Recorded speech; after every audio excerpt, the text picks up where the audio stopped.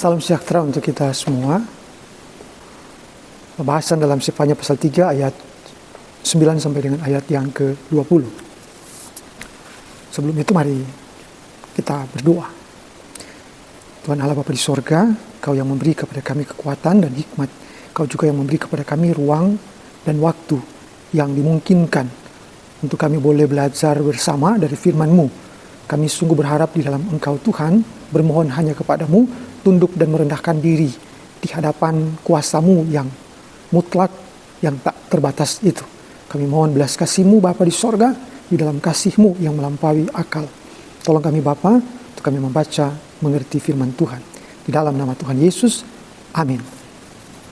Saudara yang terkasih dalam Tuhan Yesus Kristus, Sefanya pasal 3 ayat 9 sampai dengan ayatnya yang ke-20. Tetapi sesudah itu aku akan memberikan bibir lain kepada bangsa-bangsa, yakni bibir yang bersih, supaya sekaliannya mereka memanggil nama Tuhan, beribadah kepadanya dengan bahu-membahu. Dari seberang sungai-sungai negeri Ethiopia, orang-orang yang memuja aku, yang terserak-serak, akan membawa persembahan kepadaku.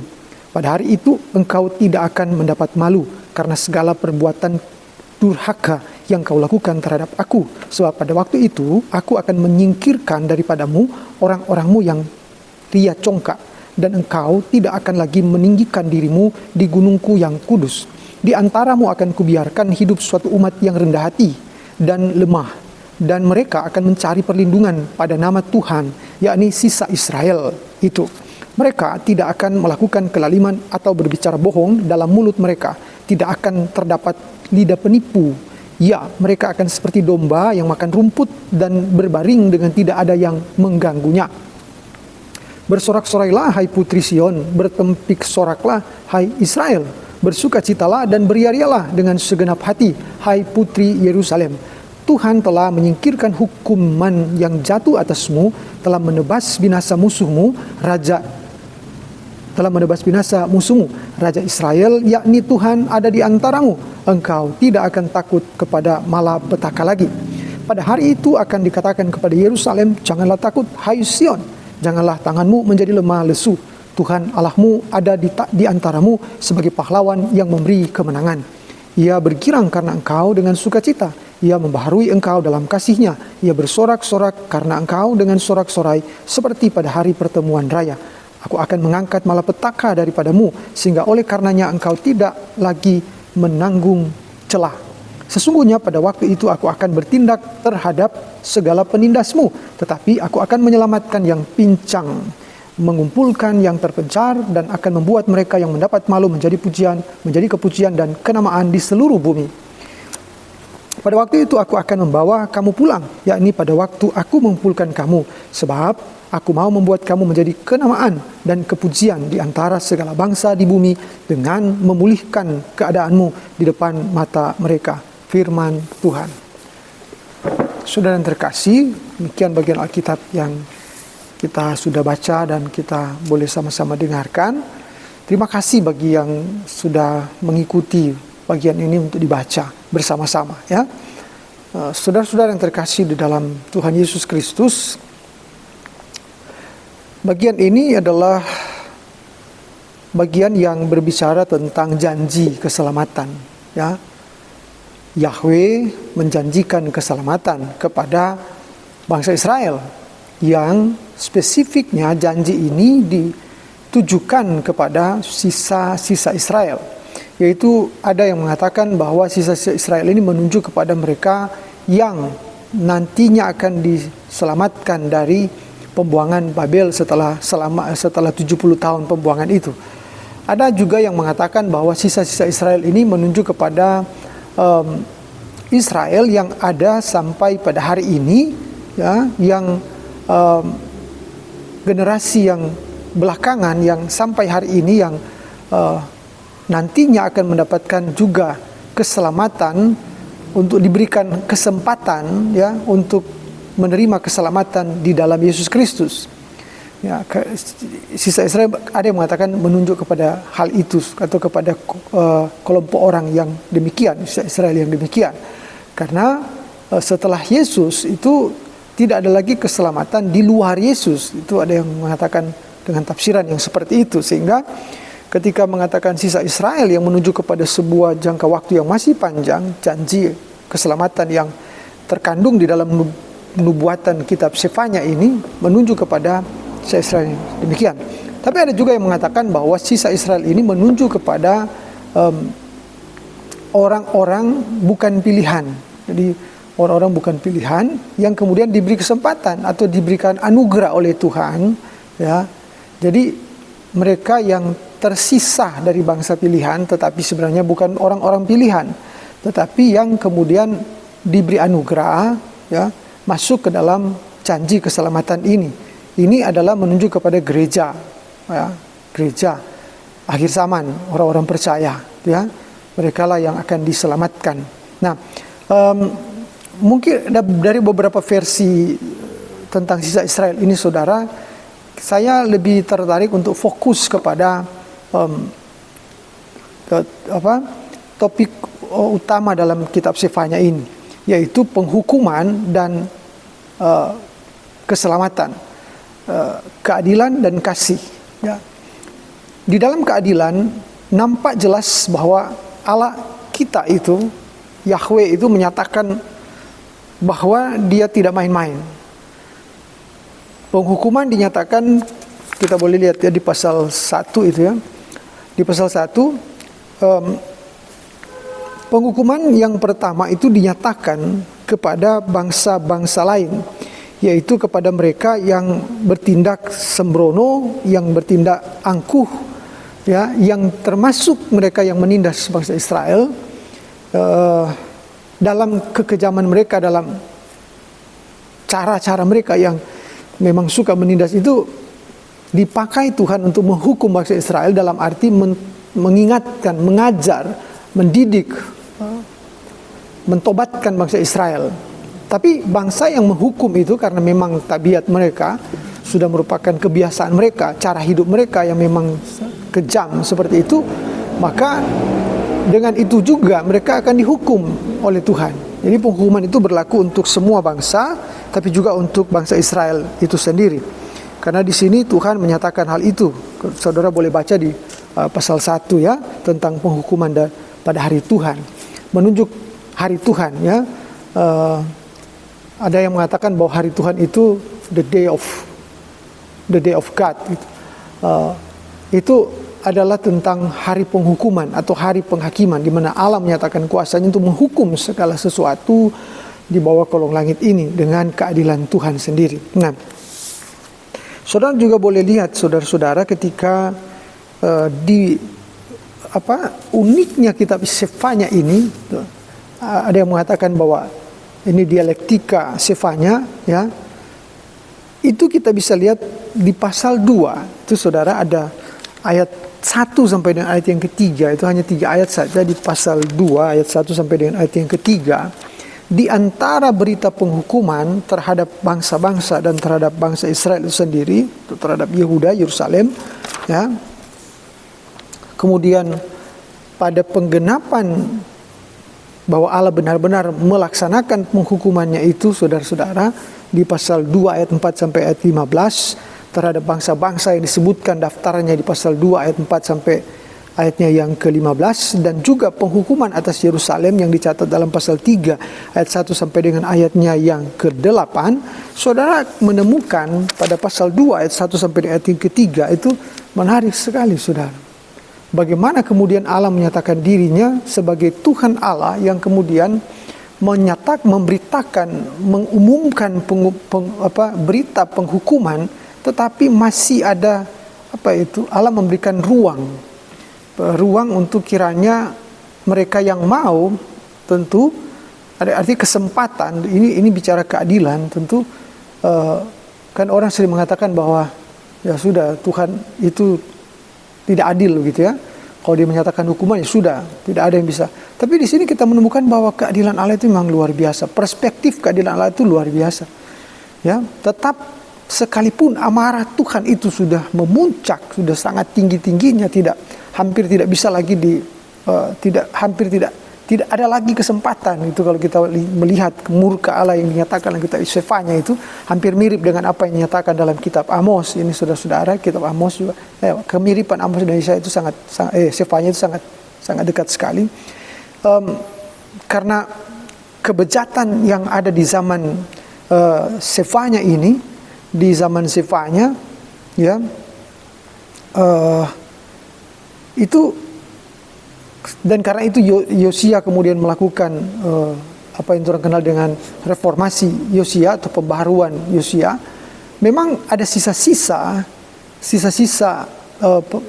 kebejatan moral, warisan kebejatan moral yang dilakukan pada zaman Raja Manasye ya, yang kejinya, bengisnya itu luar biasa, saudara. Itu kita bisa lihat ya, itu muncul di dalam ayatnya yang kita lihat di sini ya. Ayat yang ke-8, pasal 1 ayat yang ke-8 itu. Di sana dikatakan begini.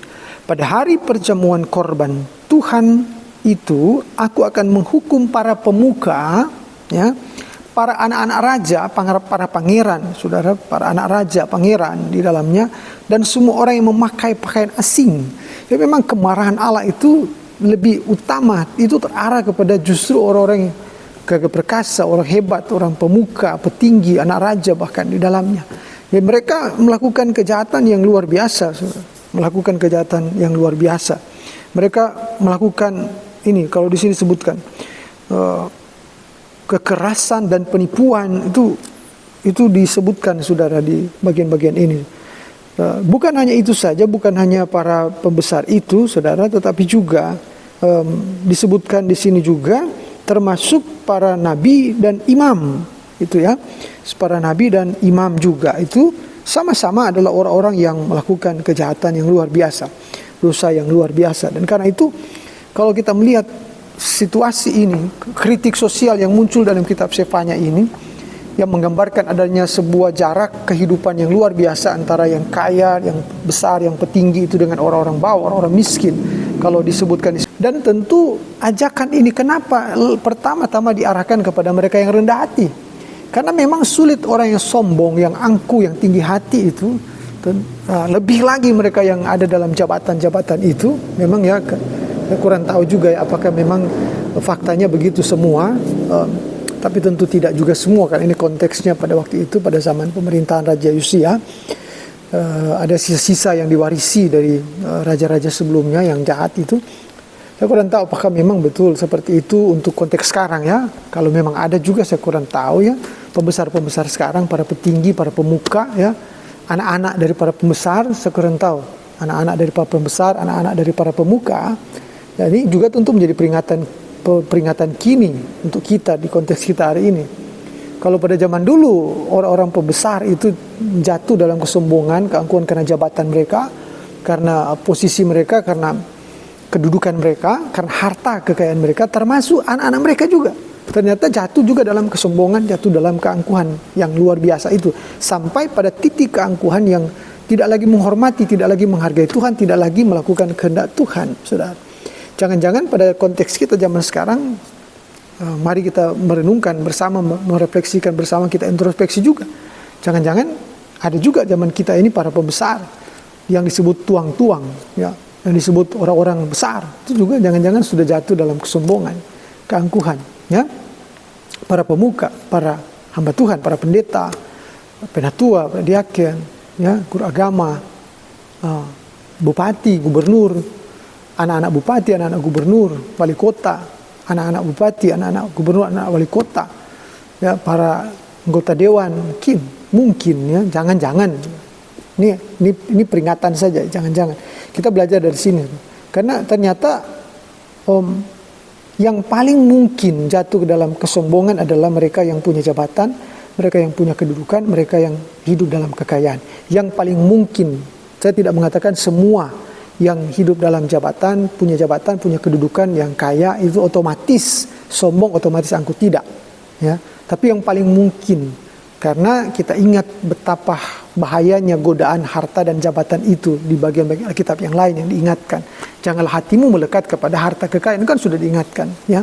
Janganlah kamu sujud menyembah kepada Mammon gitu ya, dan lain sebagainya. Dan betapa berbahayanya godaan itu, dan ternyata betul jatuh juga nih. Itu diingatkan ya. Nah, di situ disebutkan begini, cara keadilan, cara kerendahan hati, mungkin kamu akan terlindung pada hari kemurkaan Tuhan. Hari kemurkaan Tuhan tidak akan ditangguhkan, tidak akan ditiadakan. Itu akan dinyatakan, dilaksanakan. Karena kasih Tuhan melihat bahwa ada orang-orang yang rendah hati, orang-orang yang melakukan kehendak Tuhan pada waktu itu, maka diingatkanlah mereka. Diingatkanlah supaya jangan sampai pada hari Tuhan kamu tidak cari Tuhan. Itu maksudnya ya. Berapa banyak kita di zaman ini ya, pada waktu-waktu tertentu, pada waktu-waktu kondisi baik, pada waktu ekonomi bagus, kita melakukan kehendak Tuhan. Kita melakukan kita rendah hati pada kondisi baik, pada kondisi yang luar biasa. Ya, tapi ketika kita terhimpit diperhadapkan dengan bahaya, berapa banyak juga tentu orang-orang zaman sekarang, termasuk orang Kristen, cepat mencari relasi dengan cara yang Tuhan tidak inginkan, cepat mencari perlindungan dengan cara yang tidak Tuhan inginkan, cepat berlindung di bawah kenyamanan dunia atau jaminan-jaminan dunia yang bertentangan dengan kehendak Tuhan. Cepat berlindung. Dalam kesusahan ekonomi dia cepat-cepat mencari cara korupsi, mencuri, ya, mengambil milik orang lain, menipu. Itu kan cepat-cepat mencari cara untuk berlindung dari bahaya ancaman ekonomi, begitu ya, dan lain sebagainya. Nah, ini yang tidak diinginkan Tuhan. Tuhan mengingatkan sampai kapanpun kalau kamu rendah hati dan melakukan kehendak Tuhan, sampai pada saat kesulitan tiba, hal-hal yang tidak diinginkan tiba, ketika Tuhan menyatakan hukuman terhadap ruang tertentu pada waktu tertentu, ya.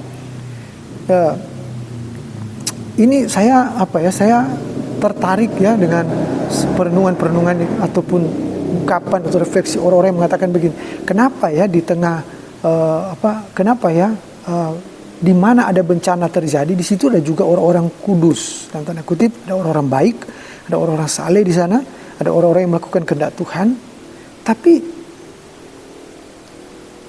mereka kena dampak juga, itu maksudnya ya. Mereka terkena dampak juga, ya. Kena dampak dari kondisi itu, kondisi alam itu, ya, bencana itu misalnya, ya. Entahkah itu penghukuman dari Tuhan atau akibat kelalaian manusia juga, tapi kena juga, misalnya satu desa, satu kota, ya, tidak luput juga, artinya terdampak juga. Nah, ini yang mungkin saya mau katakan bahwa relevansinya dengan bacaan tadi mungkin seperti itu, saudara. Ya, supaya orang-orang yang saleh itu pada hari bencana tiba, pada hari penghukuman tiba, supaya tidak kena dampaknya, tetap terlindungi, itu ini pesannya luar biasa, saudara. Pesannya luar biasa. Ya, mengarahkan supaya tetap cari Tuhan. Tetap cari Tuhan. Situasi yang tidak mengenakan itu. Bukan saya meremehkan orang-orang yang kemudian pada waktu terjadi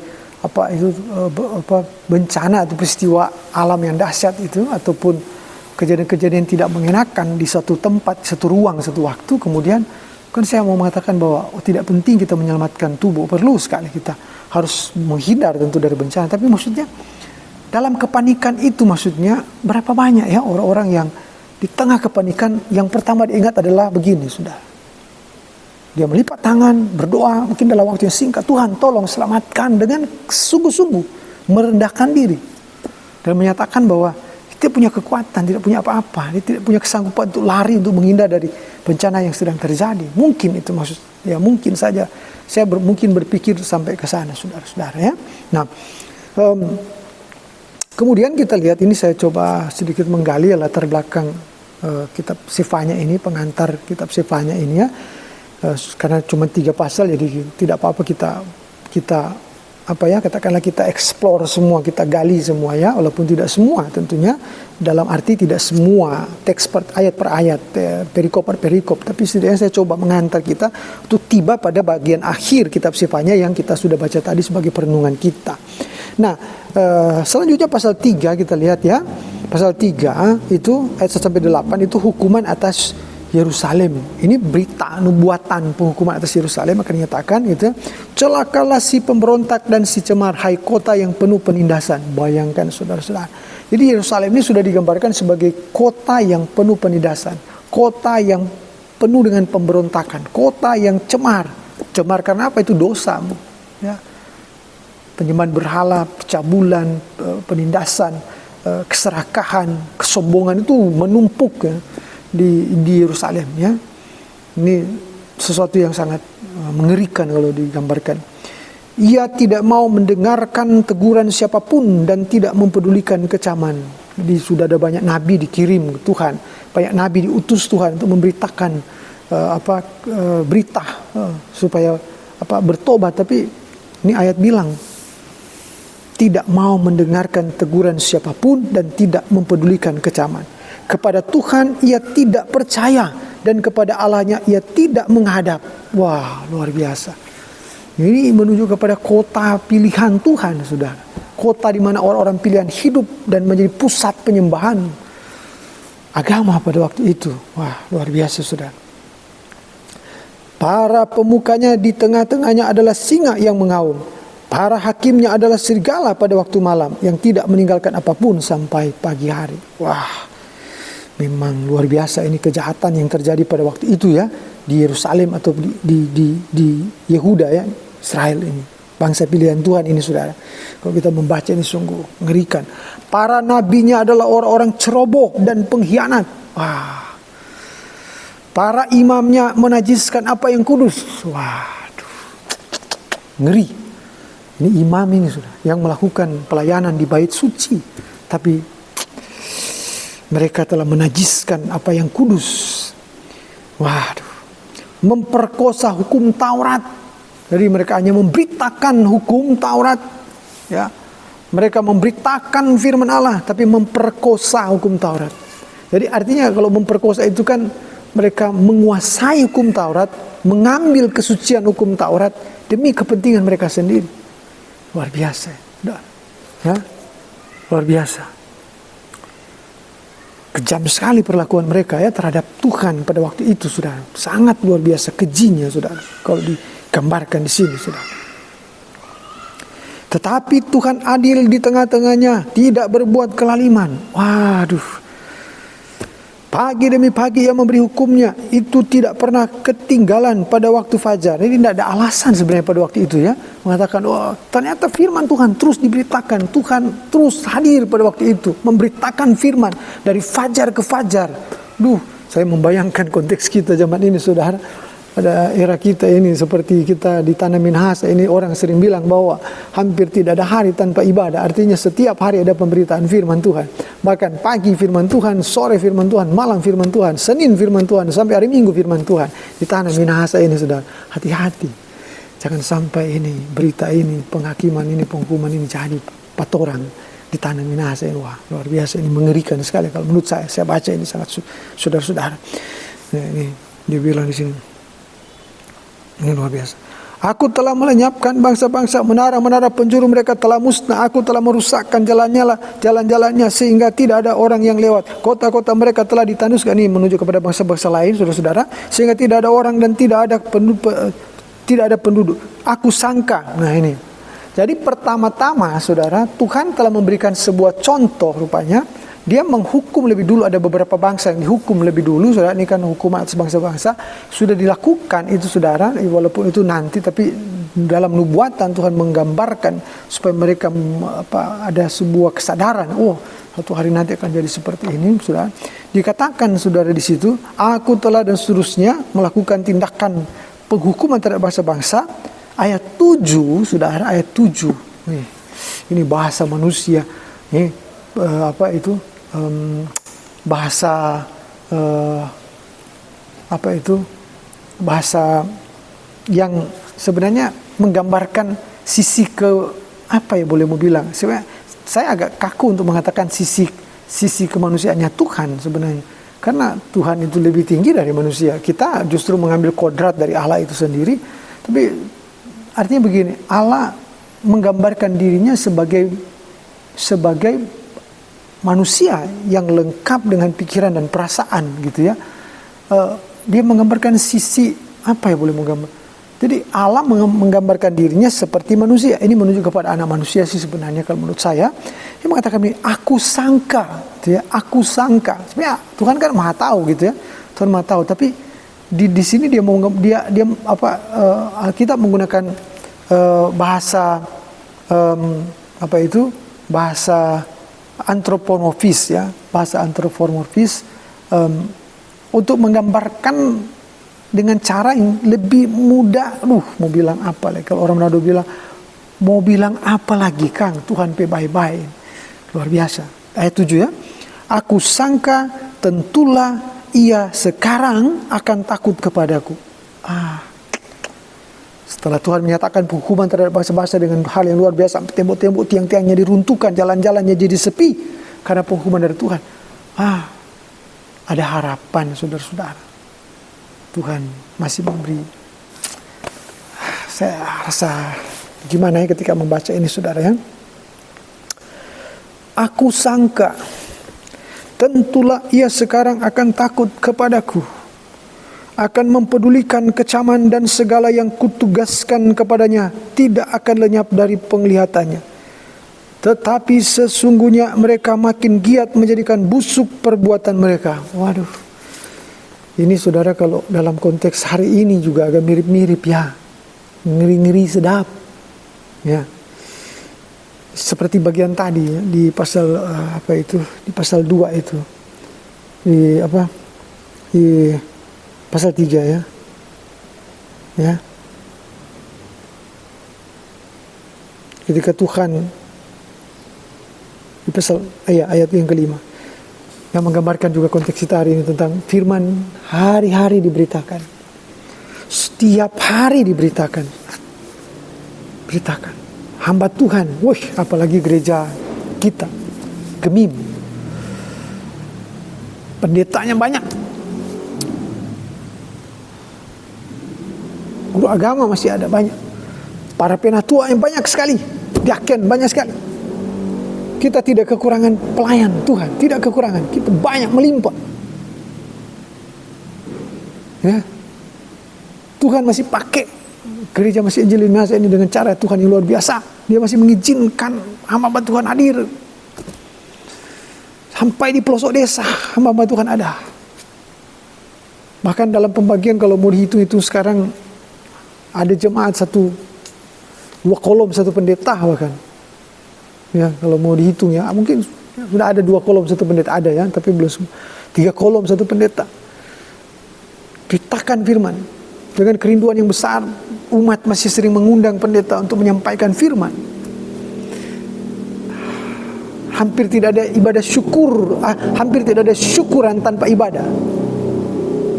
Walaupun endingnya disko, endingnya pesta pora. Walaupun ibadahnya 30 menit, pesta poranya 5 jam.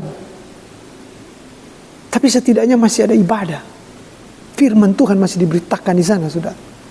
Tapi kalau yang terjadi seperti ini, seperti dalam pasal 3 ini, Sefanya ini, ayatnya yang ke-7 ini. Tetapi sesungguhnya mereka makin giat menjadikan busuk perbuatan mereka. Ayat 8. Oleh karena itu tunggulah aku. Demikianlah firman. Kemarahan Tuhan yang biasa menyala-nyala, kemarahan Tuhan. Murka Allah sudah menyala-nyala ini kalau Tuhan bilang ini. Oleh karena itu tunggulah aku. Demikianlah firman Tuhan. Pada hari aku bangkit sebagai saksi. Tuhan tidak perlu lagi kesaksian orang lain. Tuhan tidak perlu lagi ada tokoh agama. Tuhan tidak perlu lagi ada pendeta berdiri. Tidak perlu ada lagi siapa berdiri di depan untuk mengatakan, Tuhan tolong ampunilah daerahku. Tuhan tolong ampuni gereja ini. Tuhan tolong ampuni keluarga ini. Tuhan tolong ampuni desa ini. Tuhan tolong ampuni jemaat ini. Tidak ada lagi. Tuhan tidak perlu ada orang bilang, Tuhan bersaksi di hadapan Tuhan. Ini jemaat ini bagus. Tuhan masih ada 1-2 orang. Tuhan desa ini bagus, kota ini masih bagus, Tuhan provinsi ini masih bagus, Tuhan gereja ini masih bagus. Tidak perlu. Tuhan sendiri saksi. Dia tidak perlu siapa lagi, Tuhan sendiri saksi. Aku bangkit sebagai saksi. Artinya Tuhan mau menyatakan, mencurahkan semua, mengeluarkan semua yang dia tahu, dia dapati karena dia maha tahu, dia mengamati semua. dia akan sampaikan semua. Ini tunggu di dabeke, ini yang kalian lakukan. Sebab keputusanku ialah mengumpulkan bangsa-bangsa dan menghimpunkan kerajaan-kerajaan untuk menumpahkan ke atas mereka geramku, yakni segenap murkaku yang menyala-nyala. Sebab seluruh bumi akan dimakan habis oleh api cemburuku.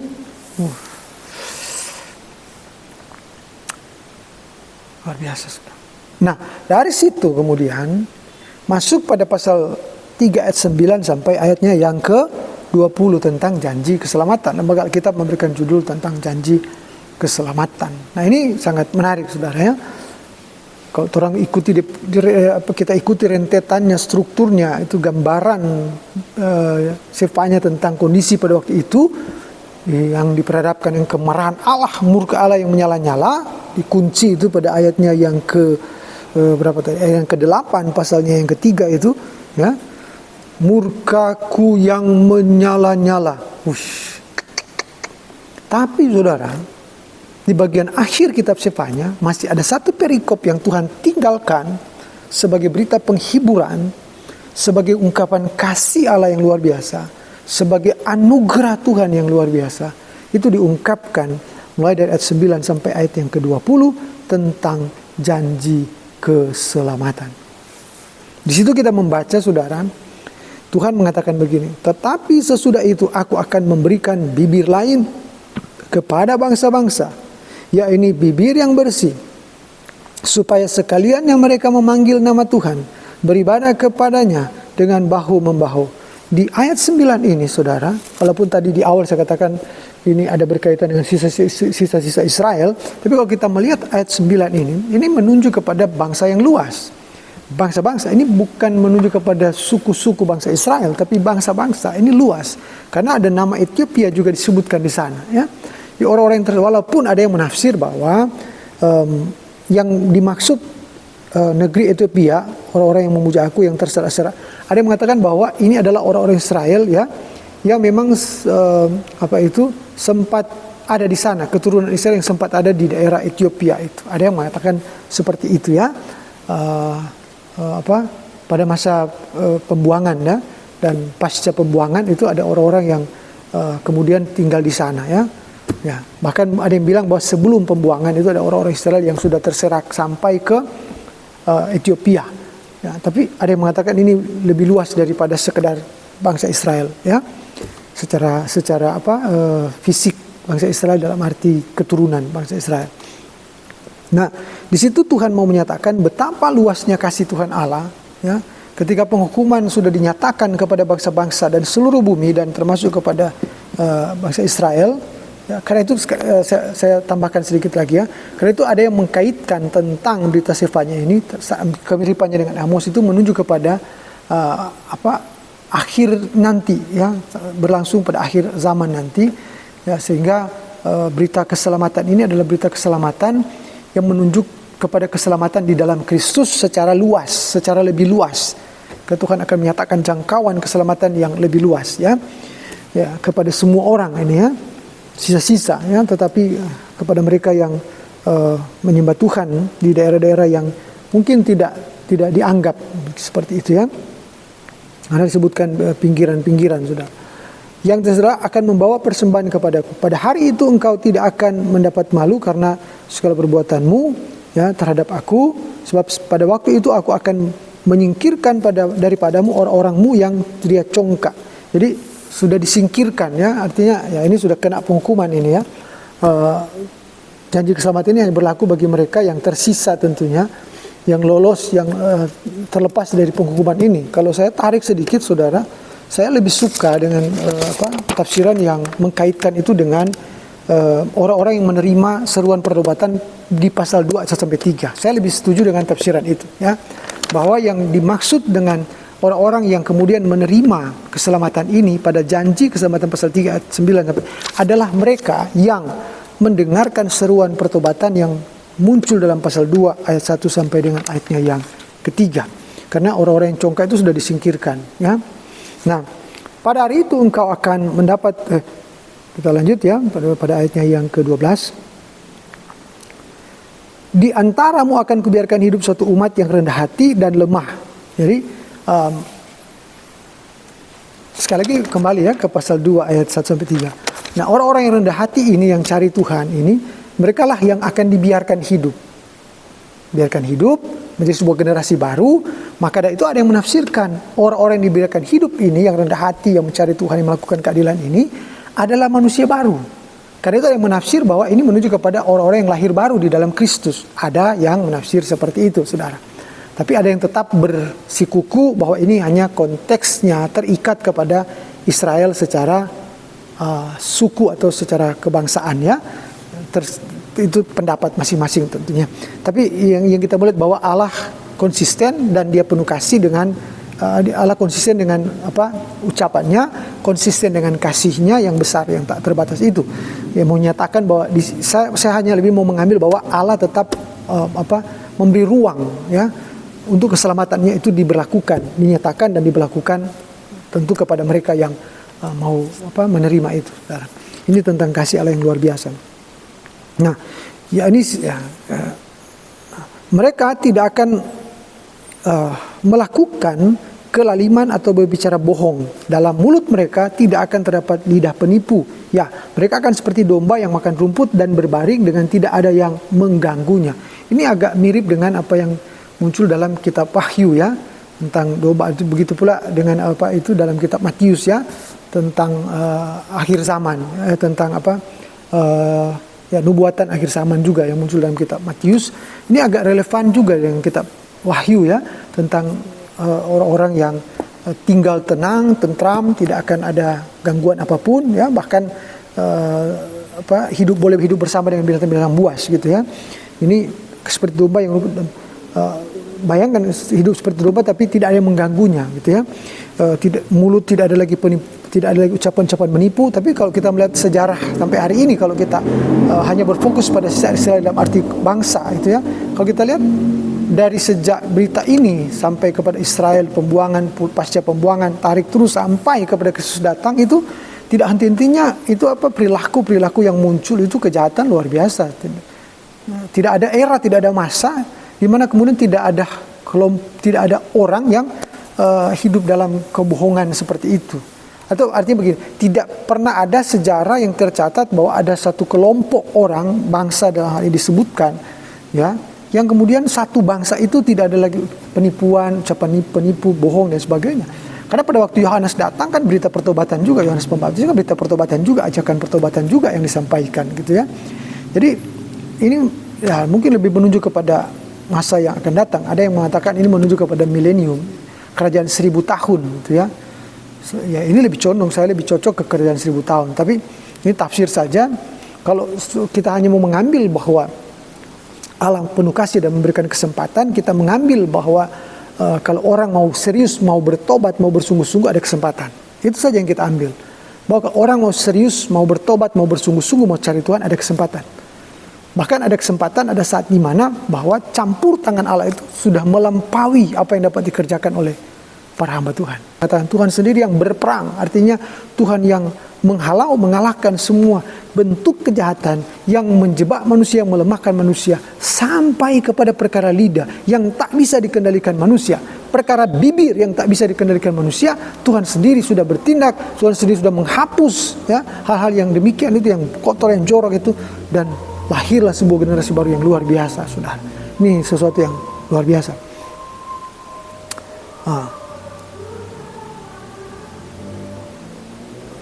Pada hari itu akan dikatakan kepada Israel, janganlah takut hai Sion, janganlah tanganmu menjadi lemah lesu ya. Walaupun ini memang ada kata-kata Sion, ada kata-kata Yerusalem ya, tetapi kan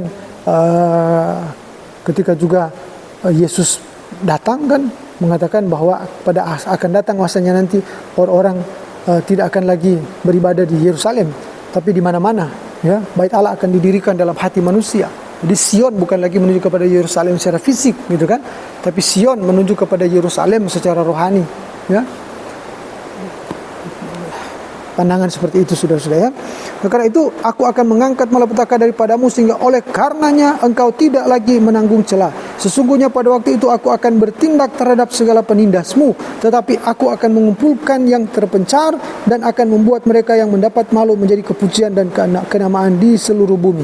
Ada kondisi, ada saat di mana ini sebuah janji, sebuah penghiburan juga tentunya, sebuah penguatan kepada kita semua sebagai anak-anak Tuhan di dunia ini. Kita mungkin yang sekarang ini tertindas, terhimpit, terserak, artinya kita terpencar ke sana kemari dalam situasi yang tidak mengenakan di dunia ini, saudara-saudara, dalam kondisi yang tidak baik-baik saja pada zaman ini. Kita yang dipermalukan di zaman ini, kita yang sering dipermalukan pada era ini, saudara, karena segala situasi, karena segala kondisi pribadi, kondisi keluarga, kondisi jemaat, kondisi desa kita, di mana kita ada, kita dalam situasi itu, tapi kita mau bertahan dalam kesetiaan, kita mau bertahan dalam ketaatan, kita tetap rendah hati dan mengakui bahwa Tuhan menghadapi era ini, menghadapi dunia ini, menghadapi saat ini Bapa, menghadapi kecaman dunia ini, menghadapi penindasan dunia ini Tuhan, menghadapi para pembesar, para pemuka yang keji, yang kejam, yang egois, yang otoriter. Tuhan benar-benar mengaku di hadapan Tuhan dengan segala kerendahan hati, Tuhan kami tidak mampu, kami tidak sanggup, Tuhan kami tidak berdaya.